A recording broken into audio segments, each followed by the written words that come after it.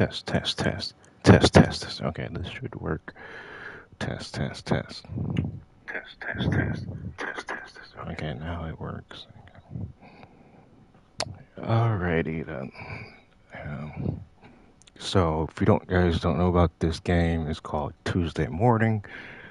It's like a story-driven action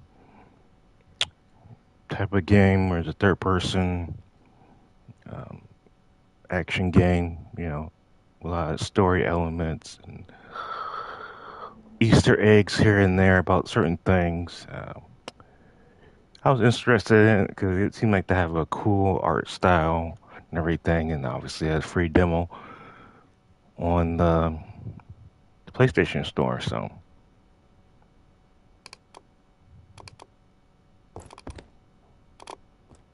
and I had some free time to mess around in this game a little bit, and found out that you can just literally break the demo. You can access parts of the demos you're not supposed to yet just by um, you know um, fortunately like rolling your way against certain walls because collision isn't right.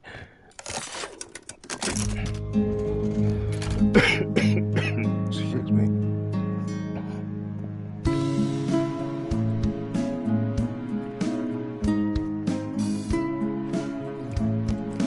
So first off, you get access to the character fairly early in the game. You can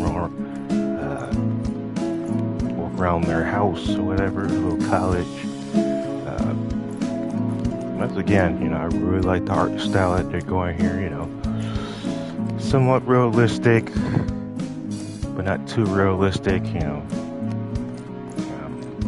hoping in the full game they have the game still looks good without this I don't know PlayStation 1 filter on it. We'll see. I believe this is developed by one person, maybe one person and some contractors. Um, but yeah, let's get into the movement of breaking the game. Um, there's a lot of bugs and glitches from the rendering point of view. What I mean rendering is the pixels and everything you see on the screen. I don't know if you guys can see it or not. I know on my screen it's like glitching on the bottom half. I'm sure if Digital Foundry reviewed this game, they'll probably pick that up right away and be able to tell you what's going on right there. But I believe this is running on Unreal. I could be wrong. Um, but yeah, don't mind me. I'm just gonna check the controls again. Once again, letting you guys know what the controls are.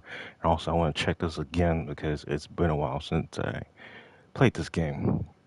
Um, and another, I don't know, things I should let people know is because the demo saves your progress. Every time you do something, you should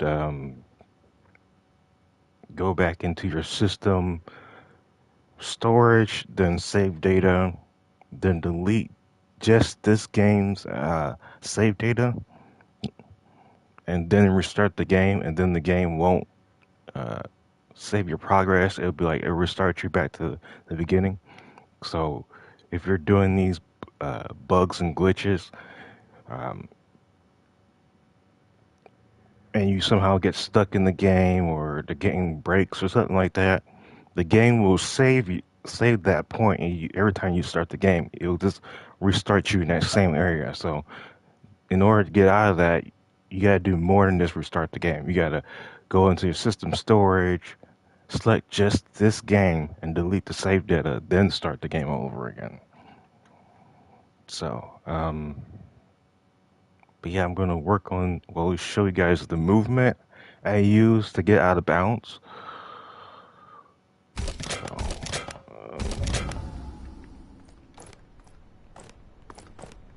okay. Okay. It does this. Okay. Because this is a that block? Yeah, I guess that's melee for some reason. Okay, circle is melee. And I'm gonna do melee and a roll dodge a lot. Yeah, I'm gonna do melee and a roll dodge while moving my character against fences and like buildings a lot.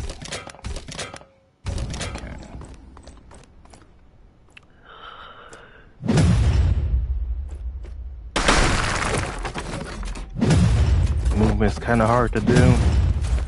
I'm sure like people who have like a pro controller could do this easily, or a controller with like uh, back buttons and all that.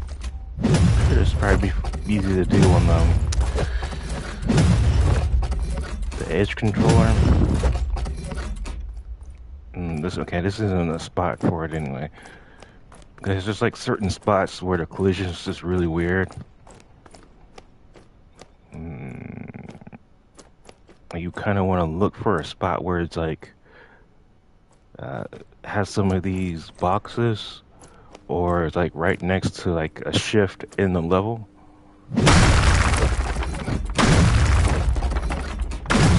The game is trying to figure out, once again, did you hit something? Are you still in a level? Or are you going to elevate it like a different part? I guess it's trying to figure that out all at the same time, and they just can't. Or it's just gaps in the geometry that didn't add collision. Okay, maybe this isn't the spot, but I'm trying to remember where I did the out of bounds at. I think it's around here. I remember there wasn't a lot of people walking around. There we go. Okay, that's one spot.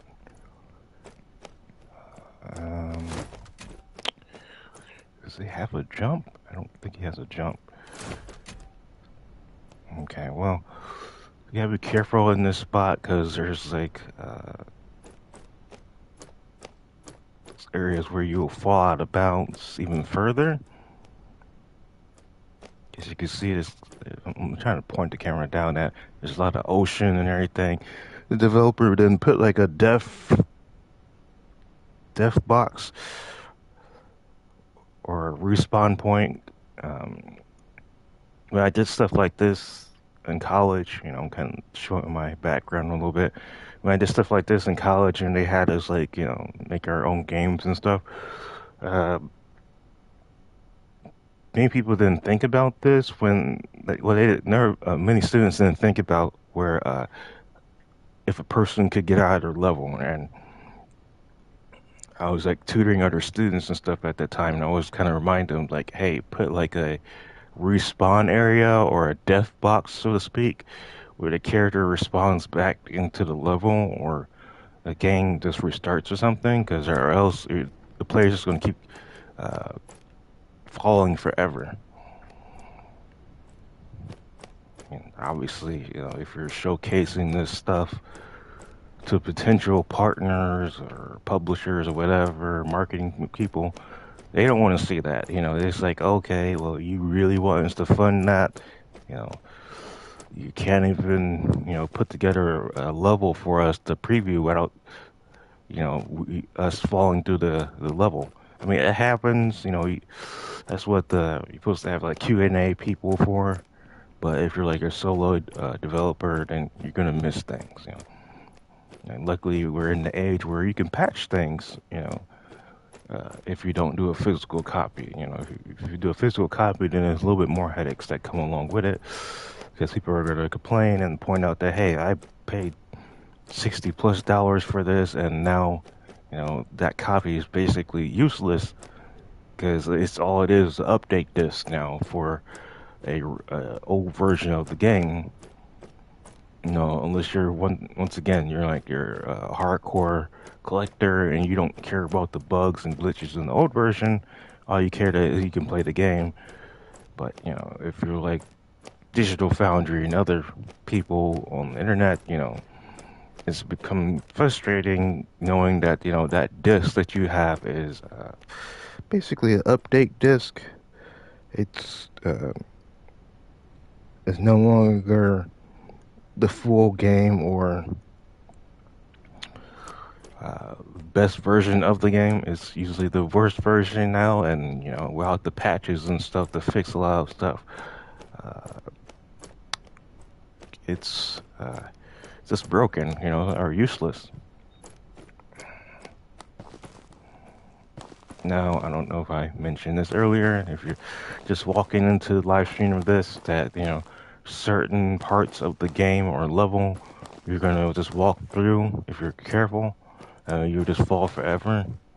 And the only way to fix this, unfortunately, is to delete every save data from the game. So don't go anywhere. If I have to restart the stream, it's because I have to delete all the save data to start over again.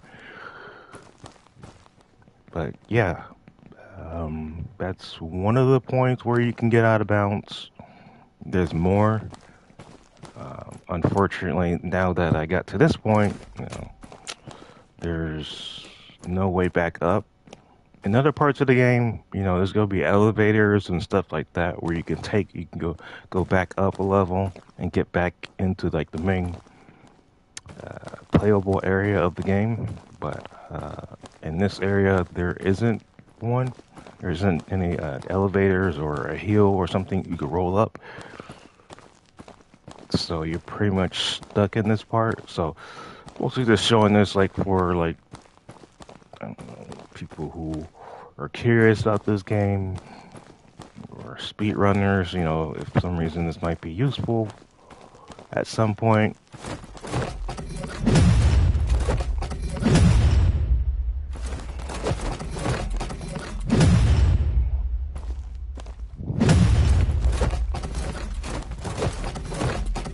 Okay, I might be just stuck down here.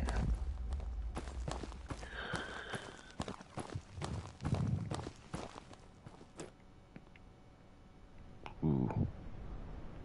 But yeah, like I was saying though, the game doesn't have any death zones or anything. You just keep falling and falling and falling forever. And the game does not know how to handle this, so you're just falling forever into some just magical void that has no endpoint. The developer didn't put any of that in the game, or probably didn't think that someone would get to this point. So don't go anywhere. Just refresh the page. Uh, I'm going to restart the game very quickly. So if you see the live stream pop back up, that's what happened. Um, but yeah, I have to restart the game.